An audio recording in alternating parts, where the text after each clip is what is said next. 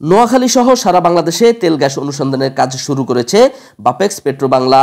তারই ধারাবাহিকতায় নোয়াখালীর চাটখিল উপজেলায় তেল গ্যাস অনুসন্ধান চালিয়েছে পেট্রোবাংলা তেল গ্যাস অনুসন্ধান টিম।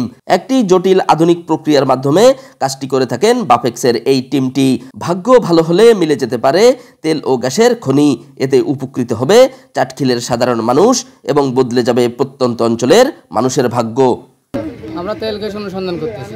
আমাদের তেল গ্যাস অনুসন্ধানের প্রক্রিয়া চলতেছে। এখন পর্যায়ক্রমে আমরা নোয়াখালীতে কাজ করতেছি। নোয়াখালী, চাঁদপুর এবং লক্ষ্মীপুরে আমাদের অনুসন্ধান কাজ চলতেছে। এখন পাওয়া যাবে কিনা সেটা আমরা জানি না, তবে যতদূর সম্ভব আমাদের সাধ্যমতো আমরা পরিশ্রম চালাই যাচ্ছি।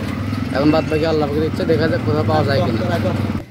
আমরা এখানে আসছি, আমরা কয়েক তেল গ্যাস আছে অনুসন্ধানের কাজে আমরা নিয়ে কাছে। আচ্ছা, তো এখানে কোথায় আপনার করবেন কোথায়, মানে অনুসন্ধান করবেন কোথায়? অনুসন্ধানের পুরো হাজীগঞ্জ এলাকায়। হাজীগঞ্জ এলাকায়? হ্যাঁ। তো এটা কি সরকারিভাবে? সরকারিভাবে। এটা সারা বাংলাদেশে নাকি? সারা বাংলাদেশ হইতেছে, বর্তমানে নোয়াখালীতে চলতেছে। তেল ও গ্যাসের খনি পেতে রাষ্ট্রীয় এই কাজের জন্য তাই এলাকাবাসীর সাহায্য ও সহযোগিতা কামনা করেছেন বাপেক্স নিয়োজিত কর্মীরা। আমরা আপনাদের এলাকায় তেল গ্যাস অনুসন্ধানের কাজ করতেছি, আপনারা আমাদেরকে পাশে থাকবেন। এটা রাষ্ট্রীয় কাজ, আমরা দেখতেছি যে কোথাও গ্যাসের খনি বা তেলের খনি আছে কিনা। এইটুকুই আমি পেট্রোবাংলা বাপেক্সের গ্যাস তেল অনুসন্ধানের কাজ করতেছি। বাংলাদেশের আমাদের বর্তমানে মনে করেন যে লক্ষ্মীপুর জেলা আর চাঁদপুর আর মনে করেন যে এই নোয়াখালী, এই 3 ডিস্ট্রিক্টের কাজ চলতেছে।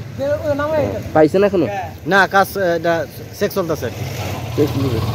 এটা কেমনে চেক করবেন আপনারা?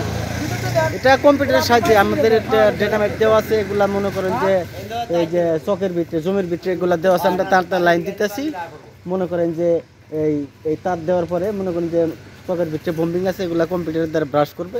ওটা একটা কম্পোনেন্ট, আমরা একটা ডাটা নিব আগে প্রথম অবস্থায়। তেল ও গ্যাসের খনি বদলে দিতে পারে একটি সমাজ, তৈরি করতে পারে বহু উদ্যোক্তা। তাই চাটখিলের প্রতিটি ইউনিয়ন যেন তেল ও গ্যাসে সমৃদ্ধ হয়, সেই ইচ্ছা নোয়াখালী চাটখিলবাসীর।